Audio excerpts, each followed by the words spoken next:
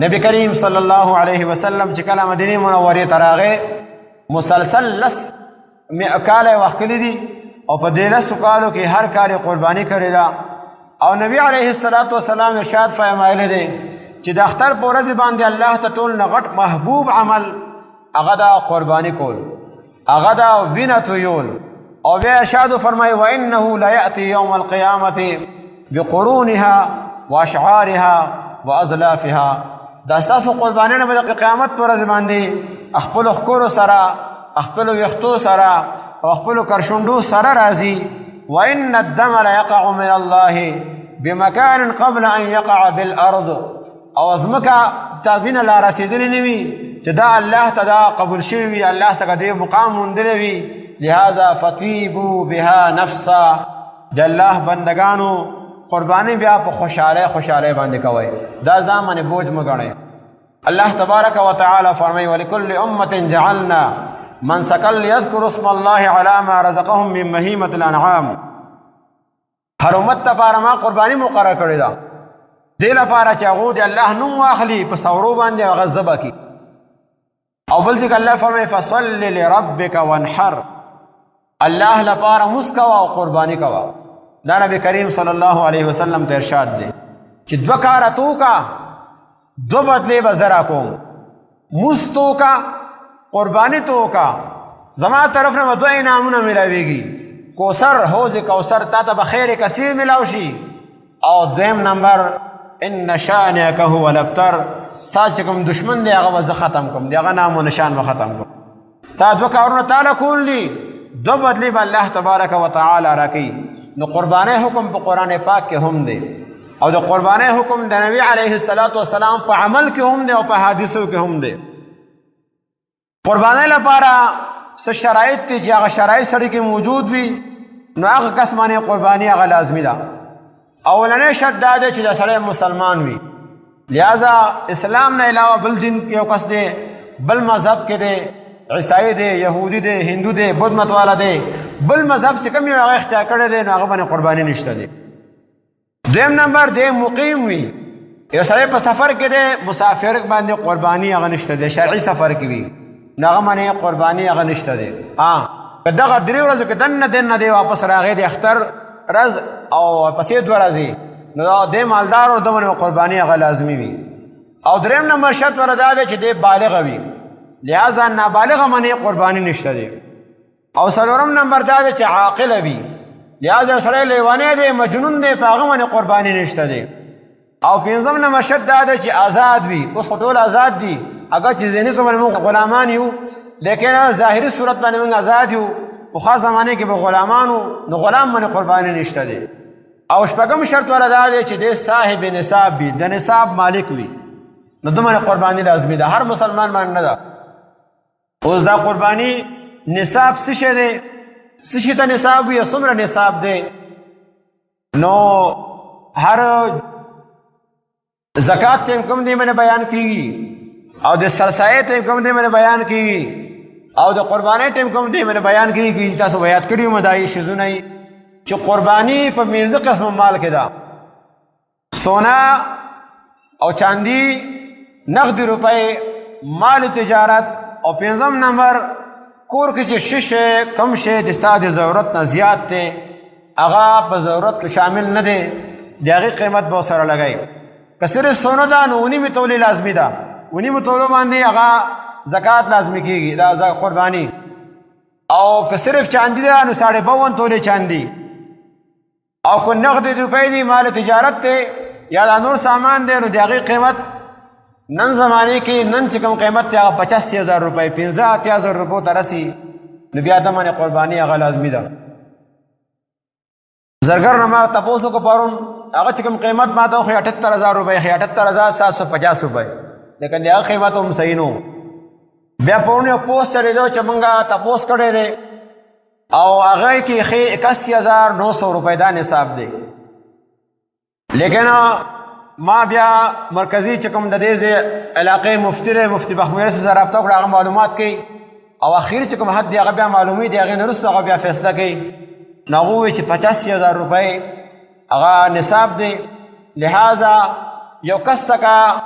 دومره روپۍ دي هغه باندې بس قرباني او په لازمي او که نه کس داسې هغه څه سونه ده لاکټ دی اوسکه یا ګوتې دي یا چې کوم دی هغه بالۍ دي کینټې دي کړي دي سونه د وسکه هم ده او وسکه نقدي روپۍ هم دي اگر چې اصل روپۍ ولې نه وي او د سکه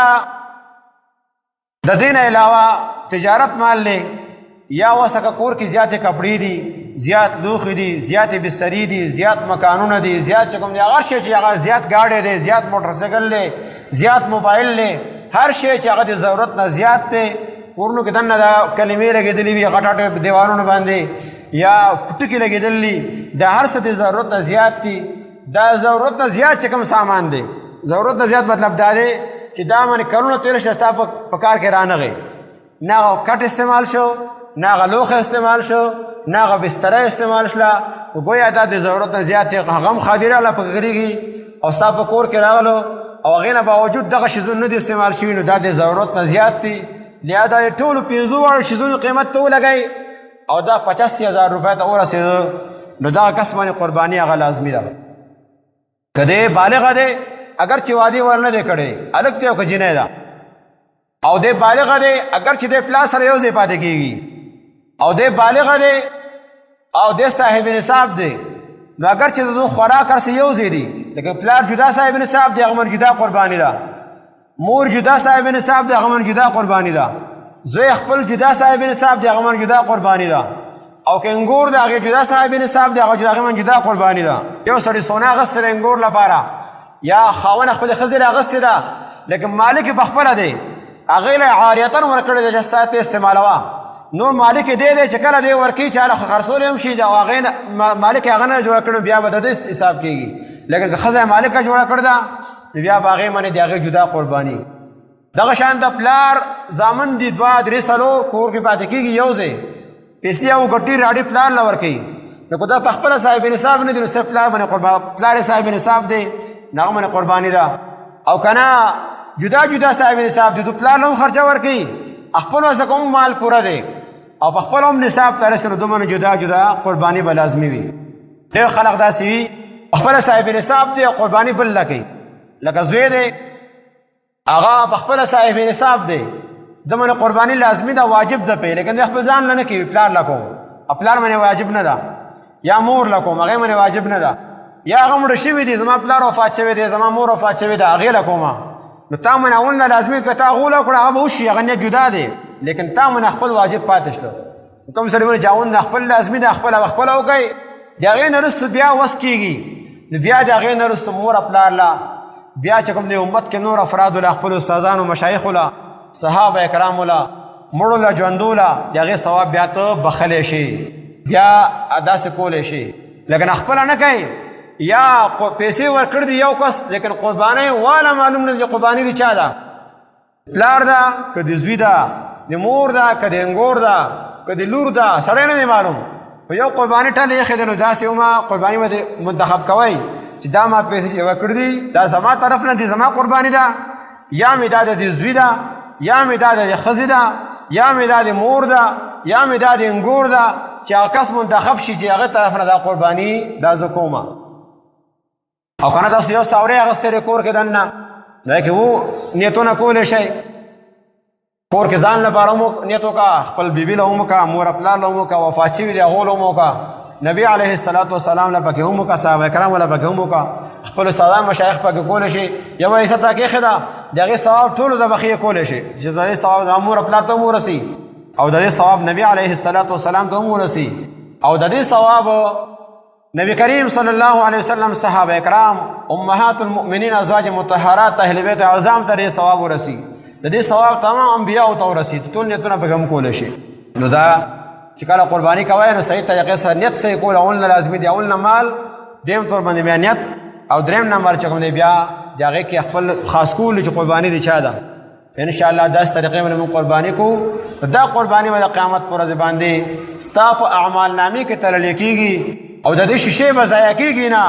څنګه چې حدیث پاک کې راغلو چې دا به ښکرو سمیت راځي او دا به کرشونډو سمیت راځي او دا به د ویښتو سمیت راځي یو ویښته به چې کوم دی هغه د هغې نیکي به دا ته میلاویږي بل حدیث کې دي صحابه کرامو عرض وکړو یا رسول الله ما هذه الاضاحی د دې قربانۍ حقیقت څه دی؟ نبی علیه السلام ارشاد فرمایو سنت ابیکم ابراهیم علیه السلام استاذ نیکو د ابراهیم علیه السلام سنت دی. صحابه کرام عرض کو فما لنا فيها یا رسول الله هغه سنت خودی لیکن موږ ته به کسی شی ملاویږي.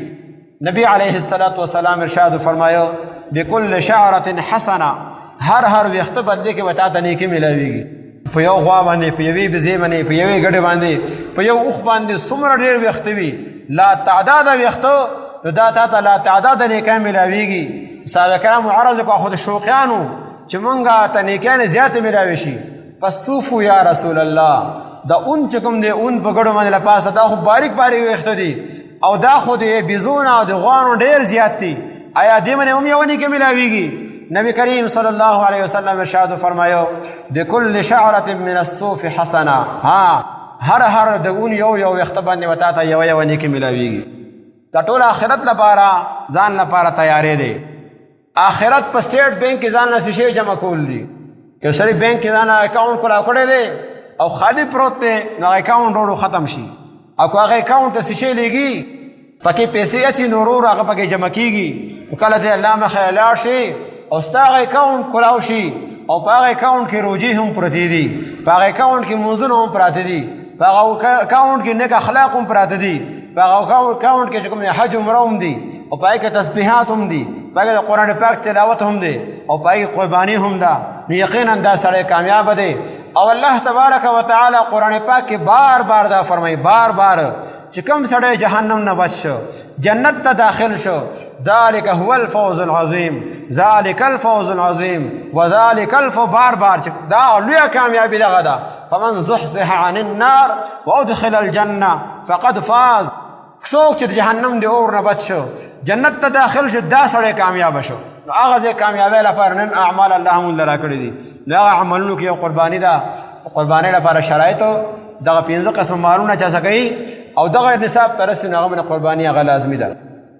او بیا که تکلیف ډېر زیات بیا هغه ما سره مشوره وکړه چې څه ترتیب کولی انشاءالله ترتیب به ورته وښیو. لیکن عام چې کوم دی دغه ترتیب دی کم څه نصاب دغه خو د ضرورت نه زیات مطلب دا دی چې دغه مال ته د ضرورت نه زیات یو سړي 1 لک روپۍ تنخوا ده بله ورځ به نن به اخیستي یا به پرون اخیستي یا به سبا اخلي او دغه ورځ نه مخکې ختمه کړل هغه صاحب نصاب پاتې نه شو یا اوس هغه بینک کې پیسې دي هغه راووښکلې شګه یې واغسته داسې که پیسې پاتې نه شو دا د ضرورت نه زیاتې نه دي. لیکن داسې که پرتې دي دا اګر چې هغه ځمکې اخیستو لایقې دي یا هغه یې اخیستې دي دغه پیسې او دې لپاره جمع کړي چې لور به واده ومه زوی له به واده کومه نو فلحال دا د دې ټایم کې دا ضرورت نه دی دا روسو ضرورت دی لحاظه دا د ضرورت نه فلحال زیاتې دي نو لحاظه دې به د قرباني هغه ورکوي. یو سړی داسې دی چې هغه څخه ګاډي دي او ګاډي دی هغې آمدن نازي هغه چلیږي هغې آمدن نازي نو هغه آمدن چې کوم دی 3 ګاډو آمدن د خرچه پوره کېږي 15 ګاډي 2 آمدن زیاتېږي نو هغه زیات چې کوم دی هغه به د ګاډو قیمت نه د دغې چې کوم هغه آمدن نازي هغه به دې کې شاملي. هر هغه شی دوکانونه دي کوټې دي چې ضرورت ته کوم شی زیات دی هغه پکې شاملی دغه نصاب ته رسي نو هغه سړي باندې هغه زنانه ده که هغه سړی دی هغه بوډا دی که هغه ځوان دی هغه واده کړی دی که نه واده کړی دی که چې بالغ دی مقیم دی او دی صاحب نصاب دی په دې باندې قرباني هغه لازمي ده. الله دې موږ له سمج نصیب کړي او الله دې موږ ټولو له اخلاص سره د الله رضا لپاره او د نبی علیه السلام او ابراهیم علیه السلام د جنت او جنت کولو په نیت باندې د قربانۍ کولو توفیق راکړي او کوم چې نه کېږي زموږ شان د نه کېږي نه صاحب نصاب نه دي الله دې موږ هم توفیق راکړي چې موږ هم د الله په لارې کې قرباني وکړو. تاسو هر کال کوئ او موږ نه اوسه پورې یو کال ونشله نو الله دې موږ هم توفیق راکړي چې کوم کسان داسې زموږ شان ته پکې ناست دي چې قرباني نشي کولی الله دې موږ هم توفیق راکړي چې موږ هم د الله په لارې کې د الله لپاره او د نبی علیه السلام په سنت ژوند کولو لپاره یو قرباني ادا کړو. واخر دعوانا الحمد لله رب العالمین.